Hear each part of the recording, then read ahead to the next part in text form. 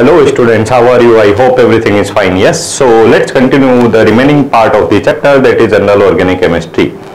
Okay, so last class तक हमने study किया था बच्चा certain electronic effect. Electronic effect क्या होते हैं आप बता सकते हैं? तो इलेक्ट्रॉनिक इफेक्ट में बेसिकली हम बात कर रहे थे क्या कि किसी भी कंपाउंड में इलेक्ट्रॉन का ट्रांसफर हो रहा है from one place to another. अलग अलग कंपाउंड में इलेक्ट्रॉन का ट्रांसफर अलग अलग तरह से होता है। जैसे कि फर्स्ट इलेक्ट्रॉनिक इफेक्ट पढ़ा था अपने इंडक्टिव इफेक्ट। तो इंडक्टिव इफेक्ट में इलेक्ट्रॉन का ट्रांसफर हो रहा है वाया द सिग्मा बॉन्ड, कि हमारे पास मान लो फ्लोरीन और कार्बन में सिग्मा बॉन्ड है, तो फ्लोरीन की तरफ कार्बन के इलेक्ट्रॉन का क्या होगा, शिफ्टिंग होगा। इसी शिफ्टिंग को अपन ने क्या बोला था, इंडक्टिव इफेक्ट। तो इंडक्टिव इफेक्ट में सिग्मा बॉन्ड के इलेक्ट्रॉन का ट्रांसफर हो रहा है। फिर अपन ने स्टडी किया था क्या, रेजोनेंस। रेजोनेंस में कौन से इलेक्ट्रॉन का ट्रांसफर होता है, तो एक सिंपल वर्ड में बोलना है तो आप बोलेंगे पी ऑर्बिटल इलेक्ट्रॉन। फिर वहां पे अपन ने उसकी कुछ कंडीशन देखी थी रेजोनेंस की, क्या होना चाहिए, सिस्टम में कॉन्जुगेशन होना चाहिए, अगर कॉन्जुगेशन है तो रेजोनेंस होगा। ठीक है, सो जेओसी में इलेक्ट्रॉनिक इफेक्ट में आगे बढ़ते हैं अपन और नेक्स्ट इलेक्ट्रॉनिक इफेक्ट इंट्रोड्यूस करते हैं यहाँ पे, दैट इज हाइपर कॉन्जुगेशन। ठीक है, तो बच्चा हाइपर कॉन्जुगेशन में क्या होता है, अगेन यहाँ पे सिग्मा बॉन्ड के इलेक्ट्रॉन्स डीलोकलाइज होंगे। कौन से इलेक्ट्रॉन डीलोकलाइज होते हैं? डीलोकलाइज मतलब उनका शिफ्टिंग या शेयरिंग। ठीक है, सिग्मा बॉन्ड के इलेक्ट्रॉन। और कौन से सिग्मा बॉन्ड के इलेक्ट्रॉन बच्चा, कार्बन और हाइड्रोजन के बीच में जो इलेक्ट्रॉन्स होते हैं इनकी अपन शिफ्टिंग के यहाँ पे बात करते हैं। Towards the unsaturation is known as what, hyperconjugation. तो देखो डेफिनेशन एज सच याद नहीं भी करें, एक वर्ड में अगर मैं बोलूं, इंडक्टिव इफेक्ट में अपन ने बात किया था सिग्मा बॉन्ड के इलेक्ट्रॉन शिफ्ट होंगे। रेजोनेंस में अपन ने बात किया पी ऑर्बिटल के इलेक्ट्रॉन शिफ्ट होंगे। हाइपर कॉन्जुगेशन में भी सिग्मा बॉन्ड के इलेक्ट्रॉन शिफ्ट होंगे, बट कौन से सिग्मा ये फिक्स कर दिया अपन ने। जैसे इंडक्टिव इफेक्ट में तो कोई सी भी सिग्मा पे इलेक्ट्रॉन की क्या कर सकते हो, शिफ्टिंग कर सकते हो, बट हाइपर कॉन्जुगेशन में कौन सा सिग्मा अपन ले रहे हैं, कार्बन हाइड्रोजन के बीच का। ठीक है, तो ये वाले इलेक्ट्रॉन का बच्चा जब शिफ्टिंग होगा तो इसी शिफ्टिंग को अपन क्या बोल रहे हैं, हाइपर कॉन्जुगेशन। कैसे होता है शिफ्टिंग समझते हैं। जैसे हमने कंसीडर कर लिया है कार्बोकेटाइन। अच्छा, कार्बोकेटाइन है तो हमारे पास क्या होगा, एक उस पर्टिकुलर कार्बन पे एक एम्प्टी ऑर्बिटल होगा। जैसे कि ये कंपाउंड मैंने लिया है CH3CH2+। ठीक है, इसमें समझते हैं अपन हाइपर कॉन्जुगेशन।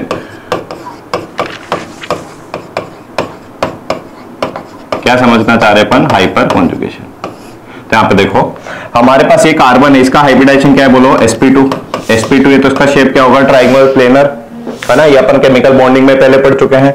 तो यहाँ पे देखो इस कार्बन से दो तो हाइड्रोजन कनेक्टेड है और इस कार्बन से ये कार्बन कनेक्टेड है।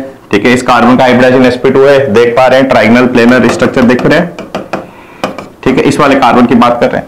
अच्छा, यहाँ पे प्लस का मतलब क्या है कि इसके पास एक एम्प्टी p ऑर्बिटल है। इसके पास क्या है बच्चा, एक एम्प्टी p ऑर्बिटल है। ओके, अच्छा,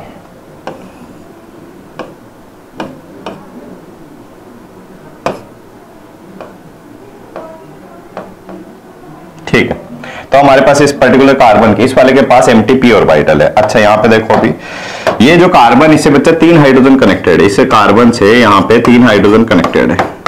अच्छा, कार्बन और हाइड्रोजन के बीच में इलेक्ट्रॉन जो बॉन्ड है, तो ऑब्वियसली यहां पे इलेक्ट्रॉन्स भी रहे होंगे। ठीक है, सिग्मा बॉन्ड के इलेक्ट्रॉन। तो ये हमारे पास हो गया क्या, सिग्मा बॉन्ड। कौन सा सिग्मा बॉन्ड, कार्बन और हाइड्रोजन के बीच वाला। ठीक है, तो यहां पे हम देखते क्या है बच्चा कि ये जो एम्प्टी ऑर्बिटल है, ये लास्ट क्लास तक अपन पढ़े थे क्या। अब एक पॉइंट कि किसी भी स्पीशीज पे पॉजिटिव चार्ज हो कि नेगेटिव चार्ज हो, स्पीशीज क्या है, अनस्टेबल है। अनस्टेबल है तो उसको स्टेबिलिटी कैसे बढ़ाएगा, पॉजिटिव चार्ज का मतलब तो क्या, इलेक्ट्रॉन की डेफिशिएंसी, कमी है, तो इलेक्ट्रॉन को क्या करेगा, ट्रैक करेगा। तो ये कौन से इलेक्ट्रॉन को ट्रैक करेगा बच्चा, ये सिग्मा बॉन्ड के जो इलेक्ट्रॉन है ना, इन्हीं इलेक्ट्रॉन्स को ये p ऑर्बिटल इस तरह से शिफ्ट कराता है थोड़ी देर के लिए। ठीक है, यानी कि बॉन्ड ब्रेक नहीं हो रहा, पहली बात, बट थोड़ी देर के लिए ये सिग्मा बॉन्ड के इलेक्ट्रॉन इस पॉजिटिव चार्ज की तरफ शिफ्ट हो जाएंगे, तो इसका पॉजिटिव चार्ज खत्म। फिर क्या होगा, यहां पे ये सिग्मा बॉन्ड है, इस कार्बन कार्बन के बीच में क्या है बच्चा, ये एक और सिग्मा बॉन्ड है हमारे पास। अगर सिग्मा बॉन्ड है तो यहां पे रोटेशन पॉसिबल होता है। रोटेशन पॉसिबल का मतलब इसे समझा देता हूं मैं। जैसे कि यहां पे कार्बन से 3 हाइड्रोजन कनेक्टेड है, मान लेते हैं यहां पे मैंने कार्बन को होल्ड किया और ये 3 फिंगर 3 हाइड्रोजन को रिप्रेजेंट कर रही है। इस दूसरे थंब में मैंने यहां पे कार्बन को होल्ड किया है और ये मेरे पास एम्प्टी ऑर्बिटल इसका। ठीक है, तो यहां पे देखना बच्चा क्या होगा,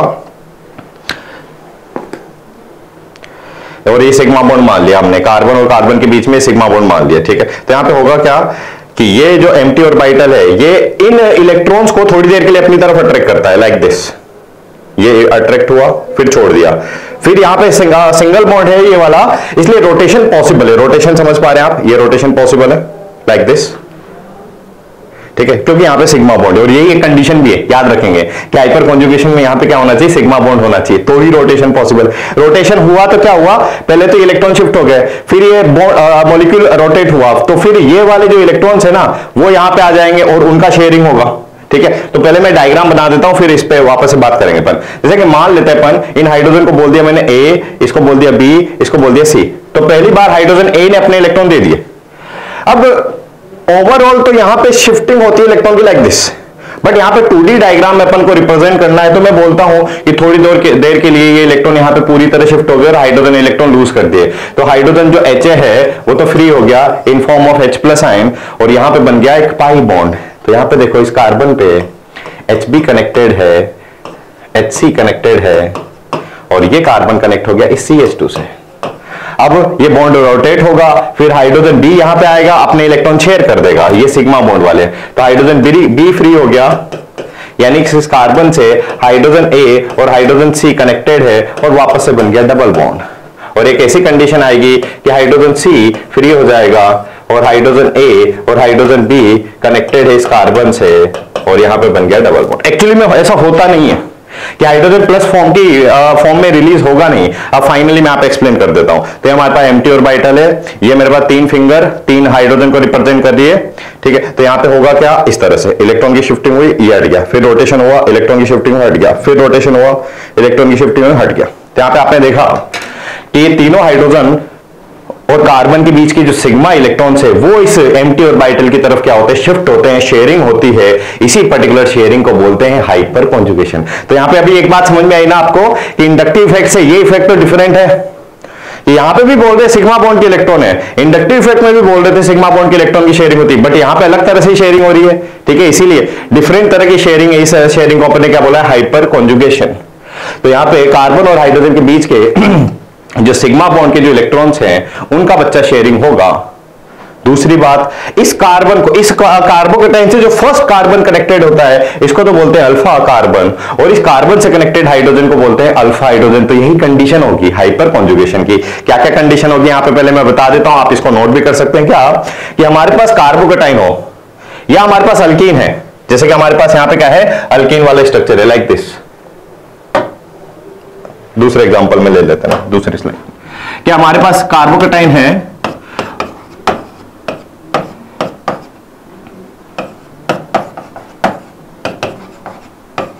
या हमारे पास बच्चा क्या है, अल्कीन है, इस तरह का।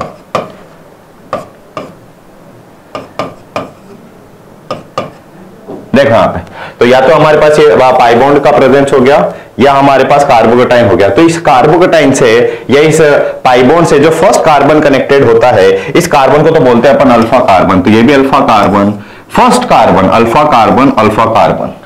यहां पे इससे फर्स्ट कार्बन कौन सा हो गया, ये वाला अल्फा कार्बन। अब अल्फा कार्बन पे जो हाइड्रोजन होते हैं उनको अपन बोलते हैं अल्फा हाइड्रोजन।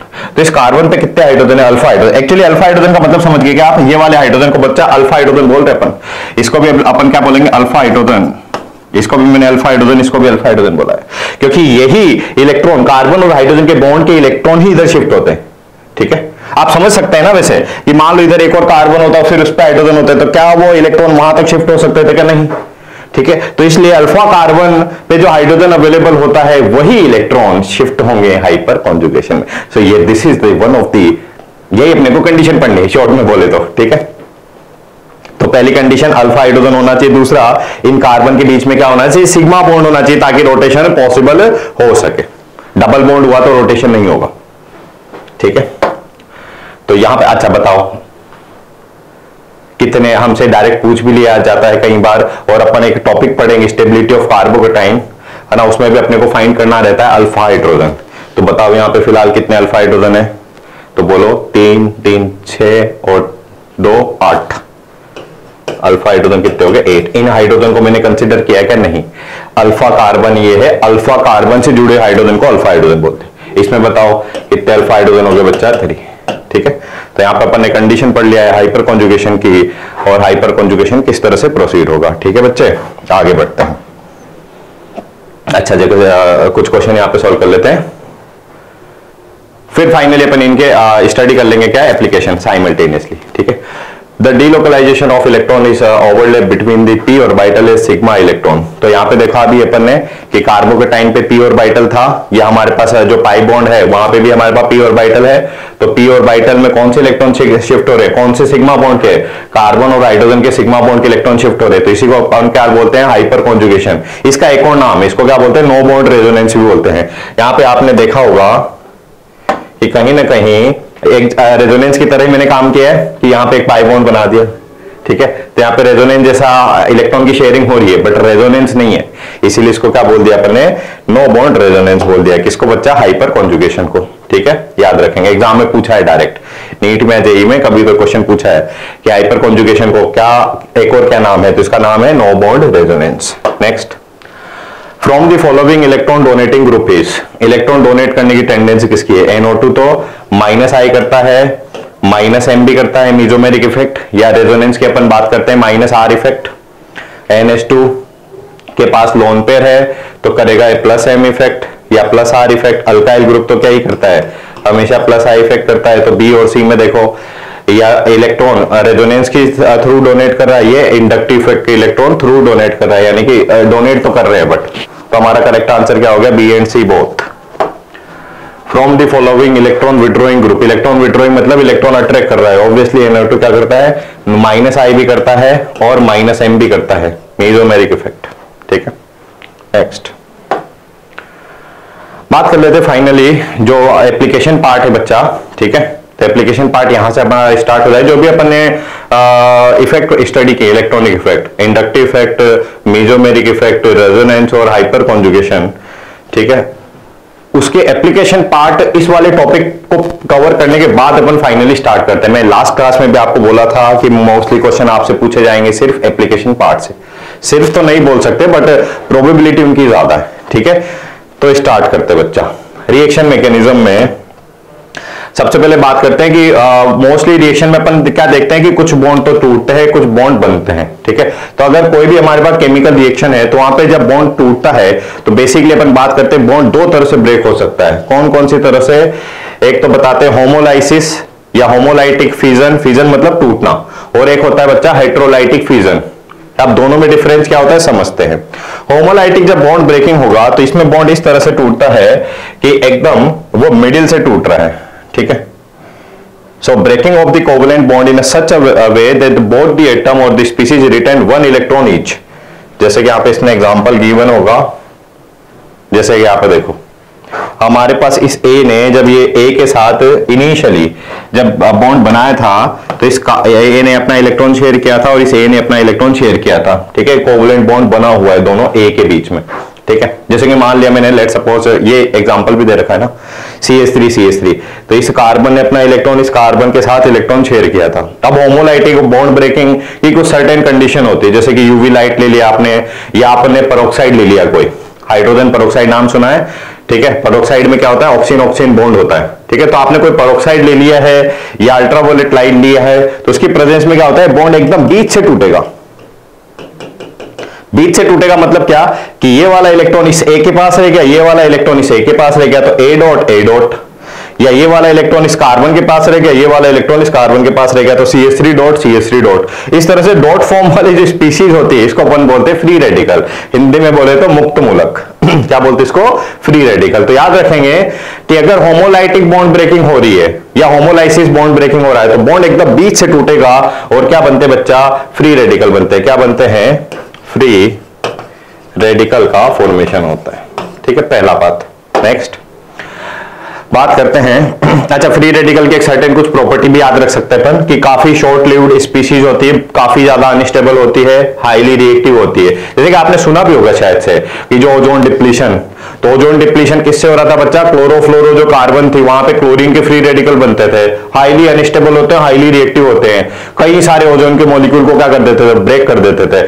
यही तो एक रीजन है कि पूरी दुनिया में अपन ने क्लोरोफ्लोरो कार्बन को क्या कर दिया है, बंद कर दिया है ऑन दी कॉमन यूज और इंडस्ट्रियल यूज। साइंटिफिक यूज के लिए आप पर्पस के लिए आप यूज कर सकते हैं, वो अलग केस है, बट क्लोरोफ्लोरोकार्बन को पूरी दुनिया में बैन कर दिया है। क्यों?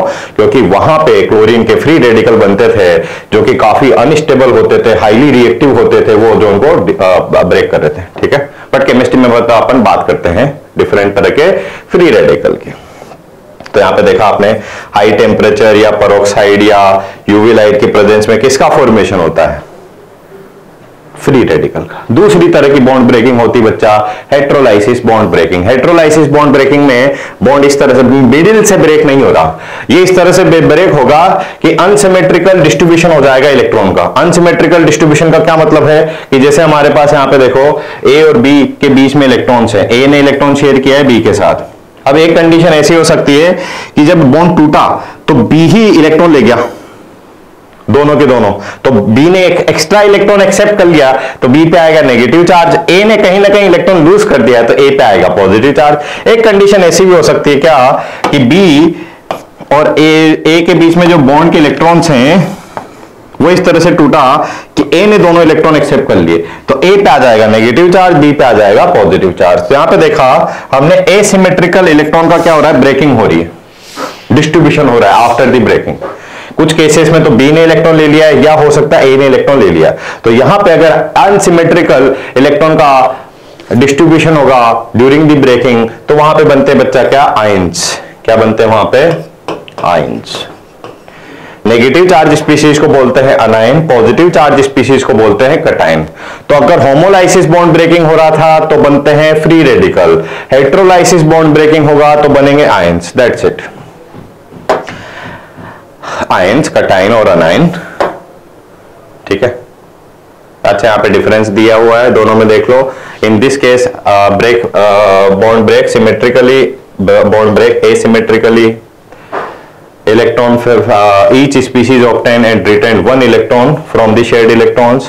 यहाँ पे जनरली क्या होता है, जो ज्यादा इलेक्ट्रोनेगेटिव एटम होता है वो तो इलेक्ट्रॉन एक्सेप्ट कर लेता है तो उस पर आएगा नेगेटिव चार्ज, और जो कम इलेक्ट्रोनेगेटिव स्पीशीज है उस पर आता है पॉजिटिव चार्ज।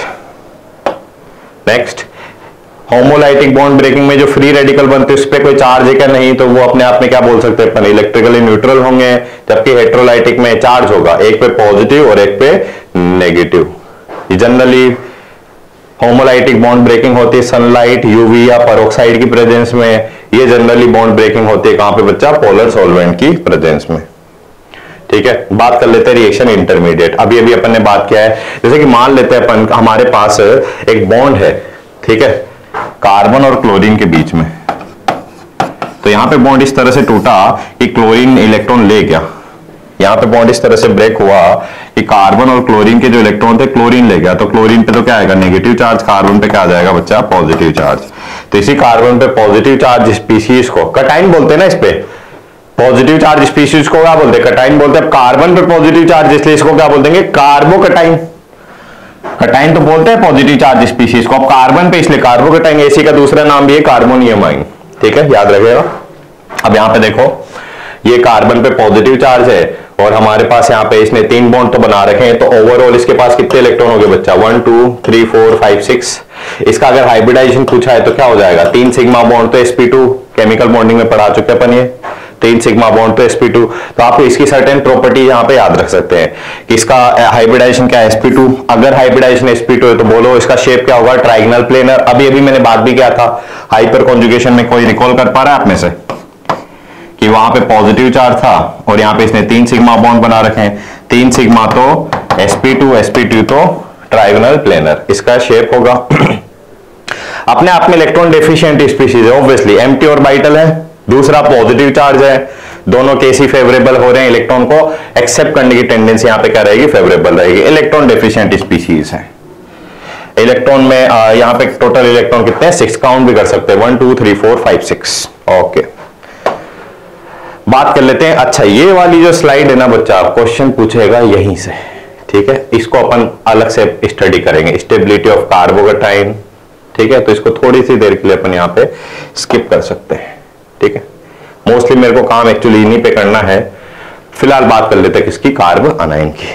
ठीक है, कार्बनाइन मतलब अनाइन मतलब नेगेटिव चार्ज स्पीशीज, कार्बनाइन मतलब कार्बन पे अगर नेगेटिव चार्ज, अगेन ये कब बना होगा जब हेट्रोलाइसिस बॉन्ड ब्रेकिंग हुई होगी, है ना, हेट्रोलाइसिस बॉन्ड ब्रेकिंग हुआ, जैसे कि हमारे पास CH3H है, अब ये बॉन्ड ऐसे टूटा कि कार्बन ने इलेक्ट्रॉन रख लिए, ठीक है, तो यहाँ पे क्या आ गया, इस पे नेगेटिव चार्ज आ गया और इस हाइड्रोजन पे क्या आ गया, पॉजिटिव चार्ज आ गया, तो कार्बन पे नेगेटिव चार्ज स्पीशीज को बोलेंगे कार्बनाइन, तो नेगेटिव चार्ज होता है। इलेक्ट्रॉन एक्सिस में आ गए हैं यानी कि इलेक्ट्रॉन से रिच स्पीशीज है, ठीक है। टोटल इसके पास देखो यहां पे, मैं इसको लिख ही देता हूं मैं एक बार, जैसे ये हमारे पास ये, अब इसने इस कार्बन के और बॉन्ड जब टूटा तो हाइड्रोजन के इलेक्ट्रॉन भी रख लिए, तो इसके पास टोटल इलेक्ट्रॉन कितने हो गए बोला, देख सकते हैं आप यहाँ पे टोटल कितने इलेक्ट्रॉन हो गए 8, कार्बोकेटाइन में कितने थे बल्कि बट 6। दूसरी बात हाइब्रिडाइजेशन क्या होगा इसका, sp3 कितने सिग्मा बॉन्ड है, 3 सिग्मा बॉन्ड और एक क्या हो गया हमारे पास नेगेटिव चार्ज, तो हाइब्रिडाइजेशन क्या होगा इसका sp3, स्टेरिक नंबर 4, ये भी मैं पढ़ा चुका हूं केमिकल बॉन्डिंग में। तो हाइब्रिडाइजेशन sp3 होगा तो शेप कैसा होगा बच्चा बोलो, पिरामिडल होगा, क्योंकि लोन पेयर तो विजिबल नहीं होगा, ऑल्दो आप बोल सकते हैं टेट्राहेड्रल, बट इलेक्ट्रॉन तो विजिबल नहीं होंगे, तो आपके साथ देखेंगे इसको पिरामिडल इसका क्या होगा शेप होगा। अच्छा, इस पे एक्सिस में इलेक्ट्रॉन है, नेगेटिव, देखो पॉजिटिव चार्ज का तो मतलब क्या है, इलेक्ट्रॉन की कमी है तो इलेक्ट्रॉन को अट्रैक्ट करेगा, नेगेटिव चार्ज मतलब इलेक्ट्रॉन का एक्सेस है तो ऑब्वियसली डोनेट करेगा, ठीक है। जो स्पीशीज इलेक्ट्रॉन को डोनेट करती है उसको बोलते हैं लुईस बेस। अच्छा, जो एसिड बेस है ना बच्चा, इसको अपन 3 तरह से, या इसकी 3 डेफिनेशन है, बचपन से तो आप पढ़ते आ रहे हो कि H+ जो देता है उसको बोलते हैं एसिड और OH- जो देता है उसको बोलते हैं बेस, बट इसके अलावा हम पढ़ेंगे आयनिक इक्विलिब्रियम में कि एसिड और बेस भी 3 तरह के होते हैं, आरएनएस एसिड, आरएनएस बेस, पहला कॉन्सेप्ट, दूसरा होता है Bronsted acid, Bronsted base, third concept होता है लुईस एसिड, लुईस बेस।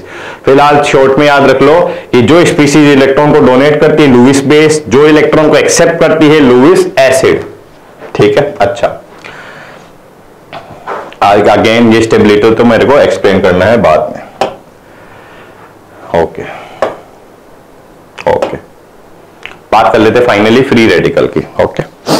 तो फ्री रेडिकल में देखो, फ्री रेडिकल वो स्पीशीज है जो कि होमोलाइटिक बॉन्ड ब्रेकिंग से बनेगी। अब ये भी अपन ने जो दोनों स्टडी किया है कार्बोकेटाइन और कार्बोनाइन, वहां पे अपन ने देखा कि कार्बोकेटाइन या कार्बोनाइन कब बनते हैं, जब इलेक्ट्रॉन्स की क्या हो, हेट्रोलाइटिक बॉन्ड ब्रेकिंग होगी, तो एक पे तो आता है पॉजिटिव चार्ज, एक पे आता है नेगेटिव चार्ज, बट अगर बॉन्ड की होमोलाइटिक बॉन्ड ब्रेकिंग हो रहा है तो क्या बनेगा, फ्री रेडिकल, जिसको अपन पहले ही समझ चुके हैं। अच्छा, अब हमारे पास ऑब्वियसली कार्बन अगर फ्री रेडिकल है तो यहां पे देख लो, ठीक है, ये हमारे पास कार्बन है, एक और कार्बन है, ठीक है, इसको ढंग से लिखें तो कुछ इस तरह से लिख सकते हो आप।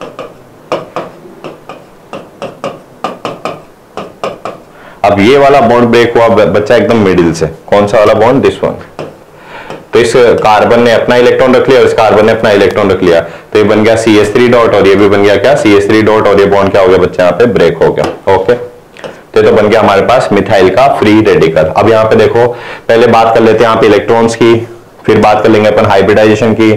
तो यहाँ पे देखो इसमें कितने इलेक्ट्रॉन, 1 2 3 4 5 6 और ये वाला एक इलेक्ट्रॉन और आ गया 7 इलेक्ट्रॉन, मतलब क्या है, ओड नंबर इलेक्ट्रॉन्स आ गए, जिसको अपन बोल सकते हैं फ्री रेडिकल। अपने आप में क्या होती है, ओड इलेक्ट्रॉन स्पीशीज है। दूसरी बात, कार्बन यहाँ पे भी हमारे पास 7 इलेक्ट्रॉन है ना, और हम देखो केमिकल बॉन्डिंग में कभी पढ़े थे कि अगर हमारे पास किसी भी स्पीशीज पे अगर 8 इलेक्ट्रॉन हो जाते हैं तो उसका ऑक्टेट कंप्लीट हो जाएगा, उसका स्टेबिलिटी बढ़ेगा। इसीलिए इसको बोल सकते हैं कि जो कार्बन का फ्री रेडिकल होता है इसकी भी क्या टेंडेंसी रहेगी, जनरली इलेक्ट्रॉन को एक्सेप्ट करने की, ठीक है। दूसरी बात, अपने आप में ये प्रॉपर्टी अपन पहले ही पढ़ चुके हैं कि स्पीशीज फ्री रेडिकल जो होते हैं अपने आप में हाईली क्या होते हैं, अनस्टेबल होते हैं। हाईली अनस्टेबल मतलब उनकी रिएक्टिविटी काफी ज्यादा होती है, ठीक है। अगर 3 सिग्मा बॉन्ड बना रखे तो हाइब्रिडाइजेशन क्या हो जाएगा इसका, sp2। इसका एक एक्सेप्शन भी होता है, ठीक है, CF3 के केस में हाइब्रिडाइजेशन में, ओके, बट जनरली अपन याद रखेंगे इसका हाइब्रिडाइजेशन क्या होगा, sp2।